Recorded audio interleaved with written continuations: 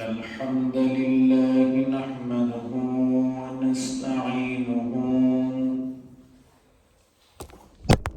ونستغفره ونعوذ بالله من شرور أنفسنا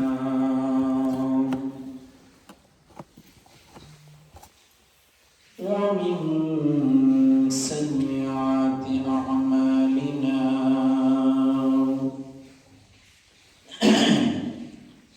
من يهد الله فلا مضل له ومن يضلله فلا هادي له ونشهد أن لا إله إلا الله وأن محمدا عبده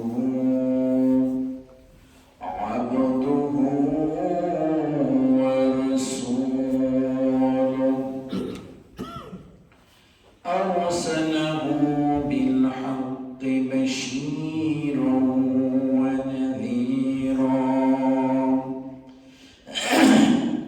وداعيا إلى الله بإذنه وسراجا منيرا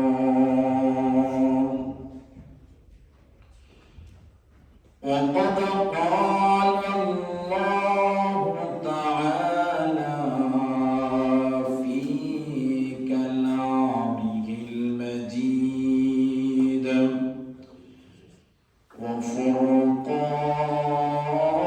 وفرقانه الحميد أعوذ بالله من الشيطان الرجيم সকলে পড়ি أعوذ بالله من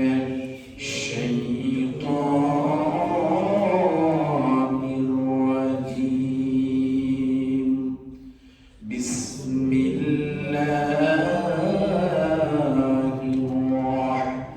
الرحمن الرحيم والذين آمنوا أشد حبا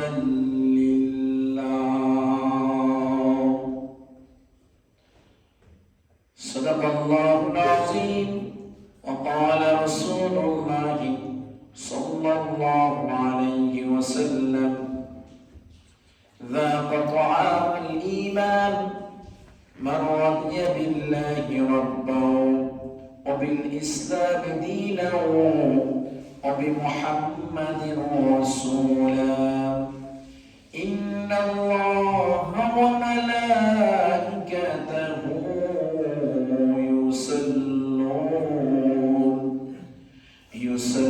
يصلون على النبي يا أيها الذين آمنوا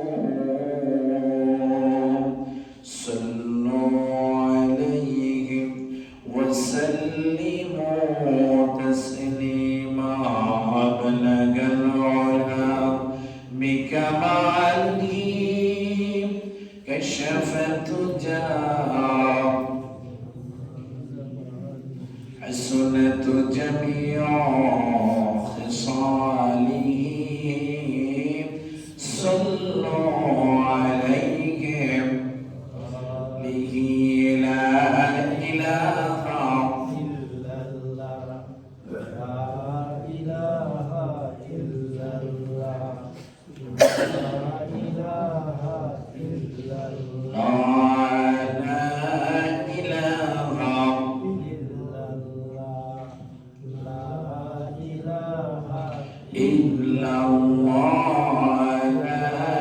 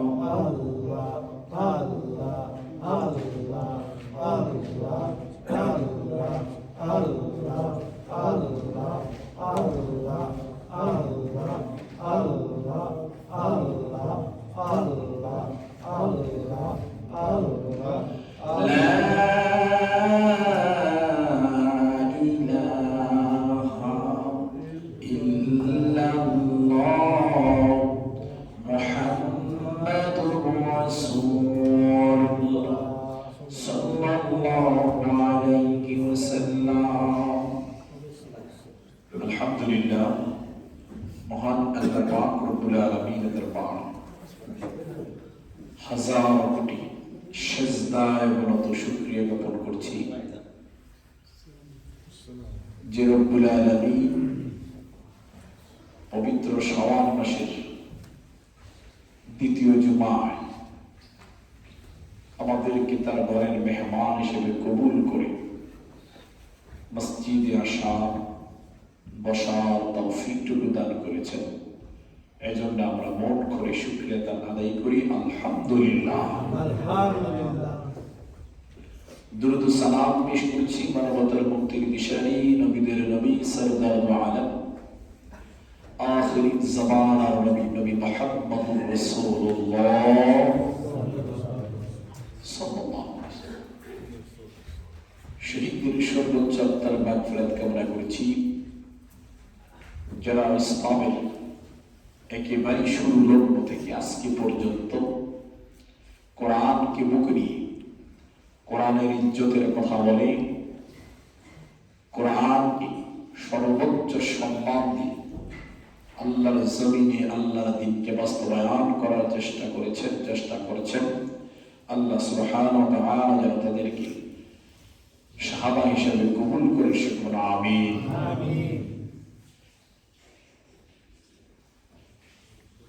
আমাদের আব্বা আম্মা, দাদা দাদি, নানানি, আত্মীয় স্বজন যারা কবরবাসী,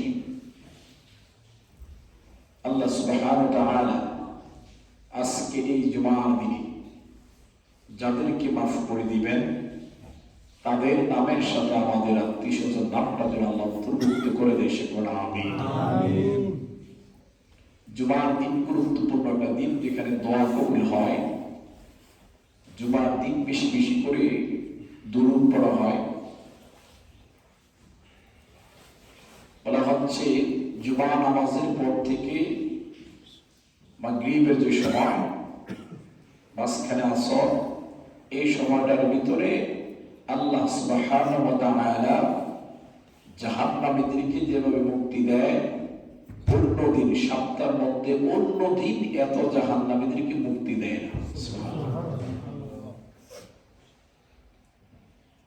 জুমার দিনটা আমাদের কাছে কতটা গুরুত্বপূর্ণ তখনই আমরা বুঝতে পারবো যখনই আমরা ইন্না লিল্লাহি ওয়া ইন্না ইলাইহি রাজিউন ওই অন্তর্ভুক্ত হয়ে যাব, কবরবাসী হয়ে যাব, তখনই আমরা বুঝতে পারবো জুমাটা কতটা গুরুত্বপূর্ণ। সুবহানাল্লাহ। কারণ আমরা মানুষ, আমাদের সাথে আমাদের পিছনে সবসময় একটা জিনিস কাজ করে, সেটা হচ্ছে ওয়াসওয়াসা। الذي يوسوس في صدور الناس।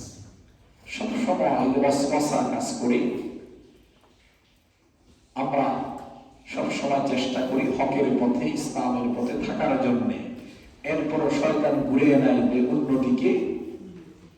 এই জন্য বলা হয় বান্দার প্রথম কাজটা হয় শয়তানের দিনের শুরুতে যে কাজটা হয়, ওই বান্দা ওই কাজটা হচ্ছে স্বয়ং শয়তানের সাথে যুদ্ধ করে আল্লাহর পক্ষ নিয়ে আল্লাহকে জিতানো। সুবহানাল্লাহ। এখন বলেন যে আল্লাহকে জিতানো এটা কিভাবে সম্ভব? সম্ভব সেটাই, শয়তান আমাকে সকালে ধোঁকা দেয়, নামাজের দরকার নাই, আল্লাহ বলে এটা তোমার জন্য ফরজ, ফজর নামাজ, ফজরের সালাত এটা উম্মতে মুহাম্মাদের জন্য ফরজ, তুমি এটাকে পড়লেই আমি আল্লাহ জিতে যাই। সুবহানাল্লাহ। তুমি যখন এটাকে ছেড়ে দাও, আমি আল্লাহ শয়তানের কাছে হেরে যাই। আল্লাহ যদি আমাদের কারণে যদি আমার রব হেরে যায়, আমরা কি জান্নাতি না জাহান্নামী? যদি আমার আল্লাহর কথা দেওয়া বলেছেন যে শয়তান যখন বলেছে জাহান্নাম রেডি করে রাখেন, আমি ওয়াসওয়াসা দিয়ে সমস্ত মানুষগুলোকে জাহান্নামে রাখবো। আল্লাহ বলেছেন তুমি ওয়াসওয়াসা দিবা, আমার বান্দা যখন বুঝবে আমার কাছে ক্ষমা চাইবে, একটা ডাকের বেশি দুইটা ডাক লাগবে না, আমি আল্লাহ ওই ডাকটাই কবুল করে নেব। কিন্তু শর্ত হলো ডাকের মতো হইতে হবে। কেমন? বিপদ পড়ে আছে, স্বাস্থ্য ভালো না, অসুস্থ আছি, অনেক বাড়িতে সমস্যা, তখনই আল্লাহর কাছে যদি আসি, আবার যখন এইগুলো শেষ হয়ে যায়, আবার যখন চলে যায়, আল্লাহ বলেছেন এটা শুধু আমার সাথে তামাশা ছাড়া আর কোনো কিছুই। এই যে গেল এক সপ্তাহ হয়ে গেল, রমজান চলে গেছে। রমজান মাসে মানুষের মধ্যে যে স্পিড দেখা গেছে, নামাজের বলেন, কোরআনের বলেন, ওই স্পিরিটটা আল্লাহ বলেছেন ওই স্পিরিটটা তুমি কাজে লাগাইবা বাকি 11টি মাস। সুবহানাল্লাহ। কিন্তু আমাদের সেই স্পিরিট ঈদের দিন সকাল হওয়ার আগে শেষ। কারণ ঈদের দিন আমরা ঈদের নামাজে যাই 500-600 লোক, কিন্তু ফজর নামাজ পড়ি না, হাতে করা কয়েকজন ফজর নামাজ পড়ে যায়, তাহলে এখানে হেরে গেলাম। বুঝতে হবে আমি হারলে আমি শুধু নিজেই হারি না, আমি হারলে আমার আল্লাহ হেরে যায়। যদি বলেন না যদি আমার মালিক যদি আমার সন্তুষ্টি হয়, তাহলে আমার পক্ষে জান্নাত নামক জায়গায় যাওয়া সম্ভব। এই জন্য মুসলমান আমাদেরকে প্রথমে দিতে হবে কাকে? আল্লাহ সুবহানাহু ওয়া তাআলা। কিভাবে দিতে হবে? ফজর দিয়ে শুরু করে। সুবহানাল্লাহ। ফজরের আলো, ফজরের বাতাস, সুগন্ধি নামাজি ব্যক্তি ছাড়া কেউই বুঝে না। কুকুর একটা মাথার নিচ দিয়ে রাখে, সকালবেলা বের হলে দেখবেন ওই কুকুর পর্যন্ত আমার নামে আপনার নামে আল্লাহর কাছে অভিশাপ দেয়। কুকুর নিকৃষ্ট না, কুকুর পর্যন্ত অভিশাপ দেয়, আল্লাহ ওই বেনামাজির মুখটা ওই সকাল সরকার আমাকে দেখায় না। নাউযুবিল্লাহ। একটা নিকৃষ্ট পানীয় আমার চেহারা দেখতে চায় না, তার কারণ একটাই, আমি বেনামাজি। জোরে বলেন নাউযুবিল্লাহ। চিন্তা করেন, জান্নাত আল্লাহ 8টা বানাইছেন, মানুষগুলাকে জান্নাতে নেওয়ার জন্য নাকি রেখে দেওয়ার জন্য? নেওয়ার জন্য। পক্ষান্তরে জাহান্নাম আবার 7টা বানাইছেন, সবগুলাকে জান্নাতে যেতে যাবে না। কারণ মানুষগুলা বুঝার পরেও জাহান্নাম মুখী হবে, তাদের জন্য জাহান্নাম বানিয়ে রাখা হয়েছে। জোরে বলেন নাউযুবিল্লাহ। আল্লাহ বলেছেন বান্দা আমাকে ডাকো, আমি ডাকলেই সাড়া দেব। সুবহানাল্লাহ বলেন। সুবহানাল্লাহ। তাহলে বোঝা গেল ডাকার আগে সাড়া দিবে, আমাকে ডাকতে হবে, ডাকতে হবে, আল্লাহর কাছে সাহায্য চাইতে হবে। ওই বদরের প্রান্তরে আমার নবী যখন 17 রমজান রোজা রাখি, এভাবে যখন হাত উঠাতে এরকম করে ফেলেছে, আমার রাসূল আল্লাহর কাছে সাহায্য চাইছে, আল্লাহ সেই সাহায্যটাকে কবুল করে আসমান থেকে ফেরেশতার মাধ্যমে সাহায্য করেছে। তুমি বলেন সুবহানাল্লাহ। তাহলে রাসূল যত চাইয়া সাহায্য আনছে, আমার মতন আপনার মতন এই সামান্য ব্যক্তিরা যারা ছাড়াই সাহায্য মনে করে পাইয়া নাই, বলে এটা হচ্ছে আমাদের মনের একটা অভিলাষ যে আমরা পাইব। এটা হচ্ছে আমরা কি করি যে হ্যাঁ ঠিক আছে, পাইলে পাইলাম, না পাইলে নাই। কিন্তু দুনিয়াতে যত রক্তাবাসা করা হয়, ছেড়ে দেওয়া হয়েছে, পক্ষান্তরে প্রবল দেশে এটার কোনো সুযোগ। এটার কথা হচ্ছে আমরা এই জুমার দিন বেশি বেশি করে দোয়া করব। জুমাদার ব্যক্তি যারা জুমায় আসে, জুমাদার ব্যক্তি, সম্মানী ব্যক্তি, সপ্তাহের মধ্যে গুরুত্বপূর্ণ একটা দিন জুমা। জোরে বলেন সুবহানাল্লাহ। কিন্তু এই যে সম্মানিত ব্যক্তি, সম্মানিত দিনটা কাদের জন্য? মুমিন যারা। সুবহানাল্লাহ। মুমিন যারা। আল্লাহ রাব্বুল আলামিন সূরা মুমিন বলেন ক্বাদ আফলাহাল মুমিনুন আল্লাযীনা হুম ফি সালাতিহিম খাশিউন। মুমিনদের জন্য আল্লাহ ডাক দিয়ে বলেন, মুমিনরা কোথায় আছো, কার প্রয়োজন? এই মুমিনরা, মুমিনদের জন্য আল্লাহ সুবহানাহু ওয়া তাআলা নিয়ামতে ভরপুর করে দিয়েছেন। আল্লাহ বলেছেন কদ আফলাহাল মুমিনুন, নিশ্চয় সফল কাম হয়েছে যারা নিজেদেরকে মুমিন দাবি করে, মুমিন দাবি করে এবং তারা কি করে, মুমিন শুধু দাবি করে না, আল্লাযীনা হুম ফি সালাতিহিম খাশিউন, তারা নিজেদেরকে নামাজের মধ্যে বিনয়ী করে দেয়। সুবহানাল্লাহ।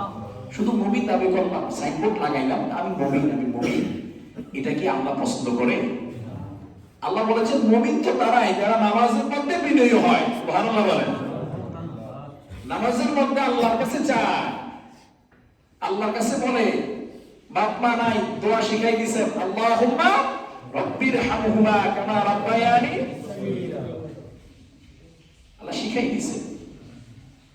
আল্লাহ রাব্বুল আলামিন বলেন সন্তানদের জন্য দোয়া করো, নেককার স্ত্রীর জন্য দোয়া করো, এই দোয়া আল্লাহ শিখাই দিয়েছেন। রব্বানা হাব লানা মিন আজওয়াজিনা ওয়া যুররিয়্যাতিনা কুররাতা আ'ইউনিন ওয়াজআলনা লিল মুত্তাকিনা ইমামা। আল্লাহ সুবহানাহু ওয়া তাআলা এত সুন্দর করে শিখাই দিলেন, বান্দা আমার কাছে চাও, নেককার স্ত্রী চাও, নেককার সন্তান চাও, মুত্তাকিনদের অন্তর্ভুক্ত চাও। সুবহানাল্লাহ। আমরা বলি সন্তান কথা শোনে না, আমরা বলি স্ত্রী কথা শোনে না। ওই কথা শোনার জন্য আল্লাহ সুবহানাহু ওয়া তাআলা যে আরজি আমাদেরকে দিয়েছেন, যে টেকনিক শিখাই দিয়েছেন, ওই দোয়াটা আমরা কতদিন আল্লাহর কাছে করেছি? এই দোয়াটা কয়দিন করছেন আল্লাহর কাছে? যে আল্লাহ আমাকে নেককার দেন, আমাকে মুত্তাকিন দেন, ফরজগার দেন, নেক সন্তান দেন, বা যেগুলার দিছেন এগুলারই মুমিন পান।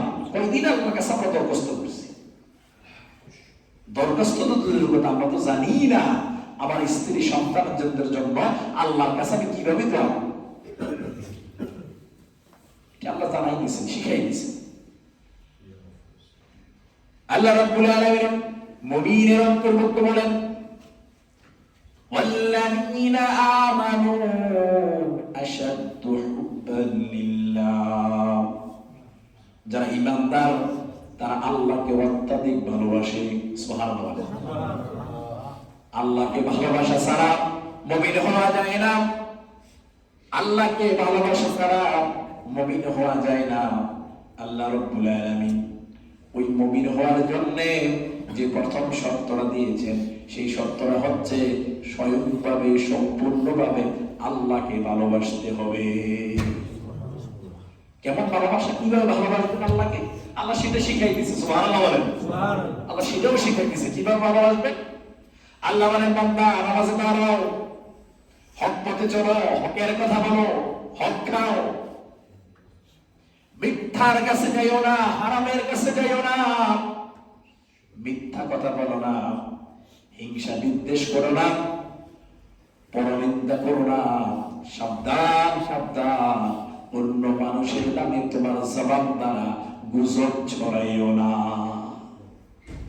এই জবান দ্বারা তুমি মানুষের নামে নিন্দা করতেছো, গবেষণা করো, হ্যাঁ কি কি আছে না আছে সব তুমি গবেষণা করতেছ। আল্লাহ বলেন বান্দা এই যে গবেষণা করতেছো তার একটু ক্ষতি যদি নাও হয়ে থাকে, তোমার জিন্দেগীর সমস্ত ক্ষতি হয়ে গেছে। জোরে বলেন নাউযুবিল্লাহ। কেমনে ক্ষতি হইল? আল্লাহ বলেন বান্দা যখন তুমি তোমার মুমিন ভাইয়ের নামে আরেকজনের সাথে গীবত করো, গীবত করলা, শিকায়াত করলা, যতক্ষণ পর্যন্ত ওই ব্যক্তির নামে তুমি তোমার জবান দ্বারা গীবত করলা, ততক্ষণ পর্যন্ত ওই ব্যক্তির গুনাহগুলো তোমার অ্যাকাউন্টে জমা হইল, তোমার নেকগুলো ওই ব্যক্তির আমলে যোগ হয়ে গেল। চিন্তা করছি একটু?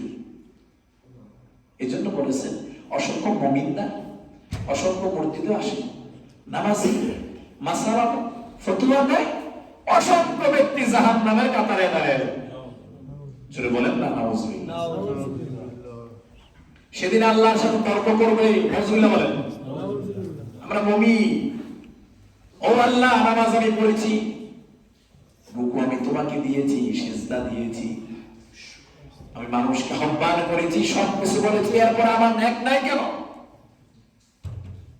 আল্লাহ বলবেন রুকু দিয়েছো সেটার জন্য আমি নেক দিয়েছি, সেজদা দিয়েছো তার জন্য নেক দিয়েছি, আমার পথে ডেকেছো আমি তার জন্য নেক দিয়েছি।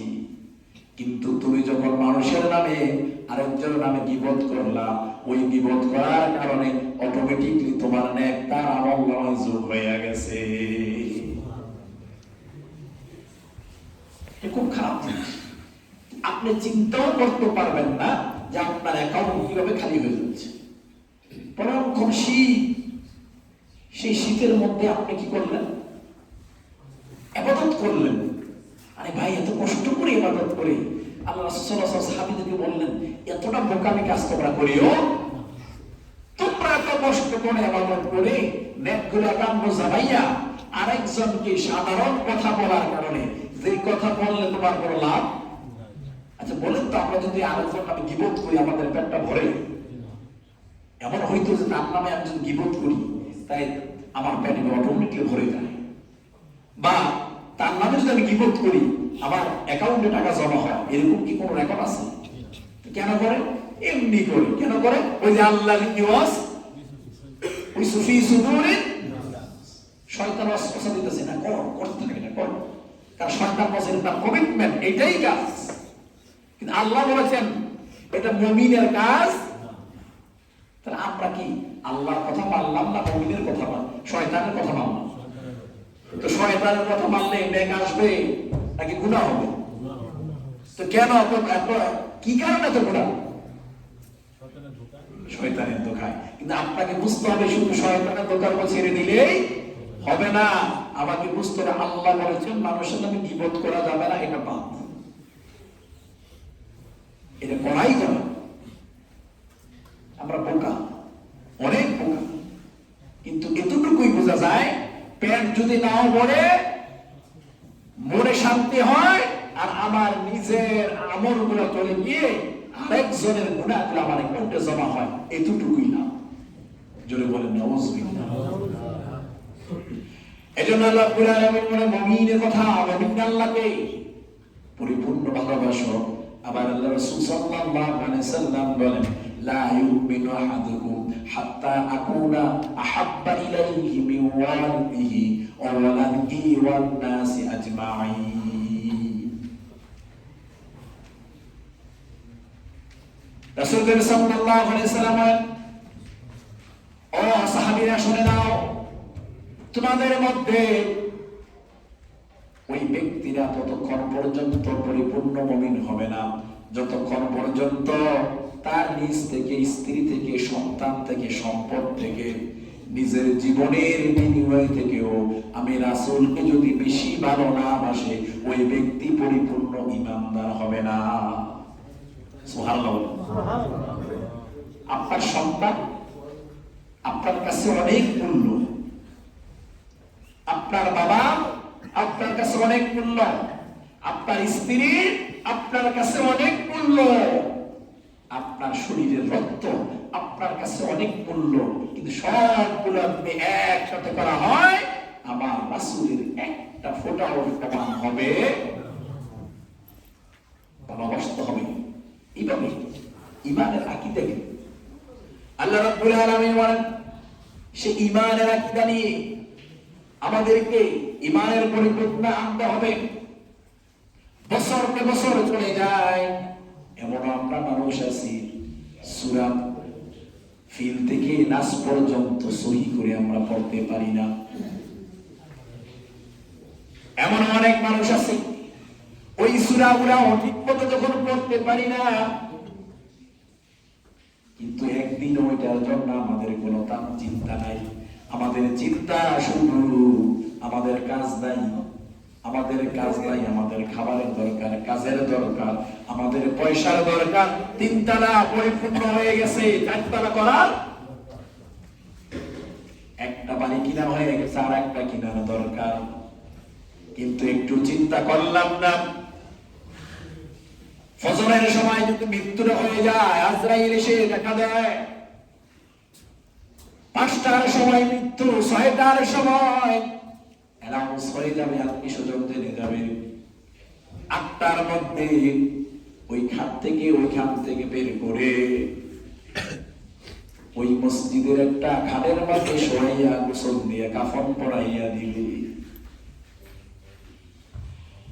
9টার মধ্যে শেষ, মানুষ অপেক্ষা করবে, মানুষগুলো আসবে, আর তখন একটা জিনিসই জানতে চাইবে, তার সময়টা হলো, যে জিনিসটা হইল ওই লোকটার জানাজার সময়টা কখন। ঘোষণা করা হয়েছে বা জোহর জানাজা,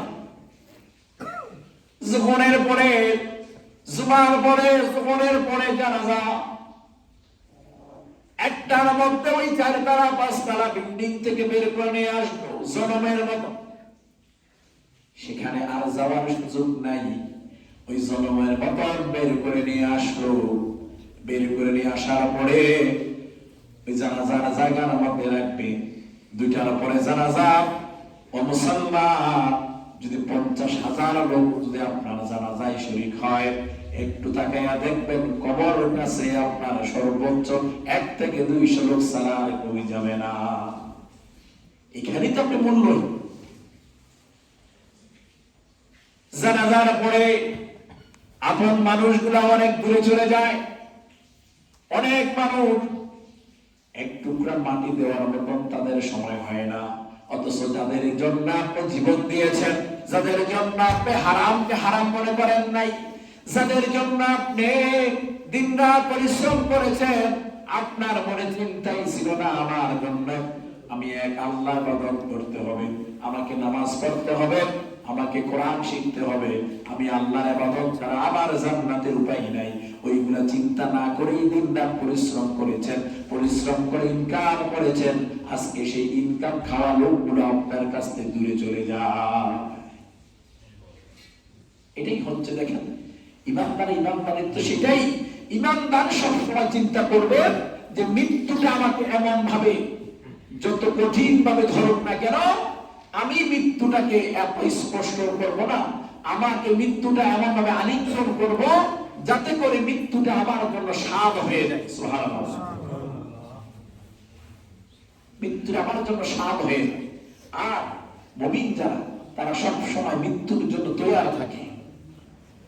একজন নামাজি যখন নামাজের সময়ের অপেক্ষা করে, সুবহানাল্লাহ, একজন মুমিন যখন নামাজের সময়ের অপেক্ষা করে, কখন নামাজ সময় হবে আমি তখন নামাজটা পড়ে নেব। একজন নামাজি, একজন মুমিন যখন নামাজের অপেক্ষা করে, তো ধ্রুব একজন ইমানদার, একজন খাঁটিয়ান বান্দা ওই মৃত্যুর জন্য তৈয়ার থাকে, প্রস্তুত থাকে। কারণ আল্লাহ বলে দিয়েছেন, কুল্লু নাফসিন যায়িকাতুল মাউত সুম্মা ইলাইনা তুরজাউন। মৃত্যুটা প্রতিটা মানুষের জন্য নয়, প্রতিটা জীবের জন্য ওয়াজিব। সুবহানাল্লাহ। এই স্বাদ গ্রহণ করতে হবে। এই জন্য মুমিনরা মৃত্যুকে ভয় পায় না, মৃত্যুকে আলিঙ্গন করে। কারণ আল্লাহর সাথে মুমিনের দেখা করার জন্য যে দরজা আছে, বন্ধ দরজা, সেটা হলো মৃত্যু। সুবহানাল্লাহ। মুমিন তার রবের সাথে দেখা করবে একটা বন্ধ দরজা খুলে দিয়ে, সেটা হচ্ছে মৃত্যু। মৃত্যুটা যখন হবে, দরজা খুলে যাবে, মুমিন গিয়ে তার আল্লাহর সাথে সরাসরি সাক্ষাৎ করবে। আর ইমানদার, ইমান হারা যান, ইমান নাই, তাদের অবস্থা হবে এরকম। তারা সব সময় চিন্তা করবে, হারে মরে গেলি তো শেষ, এরপরে তো ধর্ম, এরপরেই তো ধর্ম। এই জন্য মুসলমান আমাদেরকে মৃত্যুটাকে ভয় না করে, মৃত্যুকে কিভাবে আলিঙ্গন করব, আমি আমার রবের সাথে সাক্ষাৎ করব, সেই চিন্তা চেতনা, সেই ইমাজিং আমাদের করতে হবে। এটাই হচ্ছে মুমিনের হেদায়েত বলেন না। সুবহানাল্লাহ। আল্লাহকে ভালোবাসতে হলে কি করতে হবে? নামাজ ছেড়ে দেওয়া যাবে, কোরআন থেকে দূরে থাকা যাবে, আর ওই মোকামি করা যাবে না যেই মোকামি করলে আমার এইভাবেই আমল করতে পারি না, অনেক কষ্ট হয় আমল করতে। এরপরেও যদি আবার আমল করার পরে মানুষের নামে সময়কে সময় বিপদ করতে করতে আবার শেষ হয়ে যায়, তাহলে এই বোকামি থেকে বের হয়ে পরিপূর্ণ তওবা করে, আপনি যখন অন্য মানুষের বিপদটা করলেন, তার একটা হক নষ্ট করলেন, আর আপনার জবানের কারণে, আপনার হাতের কারণে আপনার কথার কারণে কোন মানুষের যদি ক্ষতি হয়, আপনার ক্ষতি সব আল্লাহ সুবহানাহু ওয়া তাআলার পক্ষ থেকেই আসে। জোরে বলেন নাউযুবিল্লাহ। আল্লাহ কমিটমেন্ট করেছে যে তোমার এই বান্দা আমি তোমারে বানাইছি আরেকটা মানুষের ক্ষতি করার জন্য। আল্লাহ সুবহানাহু ওয়া তাআলা বলেছেন, ইসলামের মধ্যে বলেছেন, কোরআনে বলে দিয়েছেন, যদি কোনো ব্যক্তি একজন মুসলমান অন্যায় বিধি আরেকটা মুসলমানকে মারলো, আরেকটা মানুষকে মারলো, সে যেন গোটা জাতি মুসলমানদেরকে হত্যা করলো। নাউযুবিল্লাহ। ইসলাম সন্ত্রাস নয়, ইসলাম আদর্শ নিয়ে চিন্তা করে, কিন্তু ইসলামের ভিতরে ঢুকে সন্ত্রাসী কার্যক্রম চালায় ইসলামকে বদনাম করে। এই জন্য মানুষের হক নষ্ট করা যাবে না। আপনার দ্বারা একটা মানুষের রিজিক নষ্ট করা যাবে না। আপনার কথার দ্বারা আপনি অনেক শক্তিশালী মনে করেন নিজেকে, আমি অনেক ক্ষমতাবান, আমার কথার দ্বারা মানুষের এটা ক্ষতি হয় না, আমার উৎসাহ লাগে। আল্লাহ বলেছেন, বান্দা তোমার চেয়ে ক্ষমতাবান আমি আল্লাহ। সুবহানাল্লাহ। আল্লাহু আলা কুল্লি শাইইন কাদির। তুমি কি ক্ষমতাবান? তোমার চেয়ে বড় ক্ষমতা নমরুদ ফিরআউন বাসিয়ে দিয়েছে সামান্য কারণে। তুমি তো সামান্য কিছু, তোমাকে একটা মশাও লাগবে না, এমনি আল্লাহ আমি ধ্বংস করে দেব। নাউযুবিল্লাহ। এই জন্য মুসলমান আমাদের কি ইমানদার হতে হবে। অন্যের ক্ষতি চিন্তা করা যাবে না, অন্যের কোনো কিছু নিজের চিন্তা নিজেই করবে। সম্মানিত মুসলিমরা, পবিত্র রমজান মাসের অতি গুরুত্বপূর্ণ একটা মাস, পবিত্র শাওয়াল মাস। রাসূল সাল্লাল্লাহু আলাইহি ওয়াসাল্লাম বলেছেন, মান সামা রমাদান সুম্মা আথবাতু সিত্তা মিন শাওয়াল কানা কাসিয়ামুদ দাহর। যে রমজানের পরে, রমজান মাসের রোজা রাখার পরে এই শাওয়ালের 6টি রোজা রাখলো, পুরো মাসে, পুরো শাওয়ালের মাসের মধ্যে 6টি রোজা যে রাখলো, আল্লাহ রাসূল সাল্লাল্লাহু আলাইহি ওয়াসাল্লাম বলেন, ওই ব্যক্তির আমলনামায় পুরো বছর রোজা রাখার সওয়াব আল্লাহ সুবহানাহু ওয়া তাআলা দিয়ে দেন। সুবহানাল্লাহ। এটা আল্লাহ রাসূল নিজে বলেছেন, রমজানে পূর্ণ 6টা রোজা পূর্ণ করেছো, রমজানে পুরো রোজা পূর্ণ করেছো হিকমতের সাথে, এই শাওয়াল মাসের আস্তে ধীরে পুরো মাস নিয়ে 6টা রোজা রাখলেই আল্লাহর কাছে কমিটমেন্ট করা আছে। আল্লাহ বলেছেন যে বাকি 11টি মাস রোজা রাখলে যে সওয়াব, এই 6টা রোজা রাখলে একই সওয়াব। জোরে বলেন না সুবহানাল্লাহ। আমরা সকলেই এই আমলটা করার চেষ্টা করব। আল্লাহ সুবহানাহু ওয়া তাআলা আমাদের কবুল করুন, আমিন। আমাদের যেহেতু রমজানের আজকে এক সপ্তাহ শেষ হয়ে 2 সপ্তাহ অতিবাহিত হয়ে যাচ্ছে, এই সময়ের ভিতরে আমরা চেষ্টা করব এই রোজাগুলো রাখার জন্য। আল্লাহ সুবহানাহু ওয়া তাআলা আমাদের কবুল করুন, আমিন। মারহামু সুনান শাহরু সাওয়াব শাওয়াল সিয়াম সুন্নাহ 6 أيام تطيعت. قضي في الحديث أن صام 6 أيام من شوال بعد صيام رمضان كان له أجر صيام السنة كاملة. ولهذا الحديث دلالة بالغة، ففي الإسلام ضاف أجر كل عمل صالحا 10 أضعاف على الأقل. وصيام رمضان 30 وصيام شوال 6 يصوم مجموعها 36 صياما. وإذا ضرب أجر كان صيام 10 أضعاف يصيب الأجر 360 يوما، وهو قريب من أعداد أيام السنة. وهذا الحديث وهذا الحساب يوم عظيم فضل صيام 6 أيام من شوال. بارك الله لنا ولكم في القرآن العظيم. جل سنة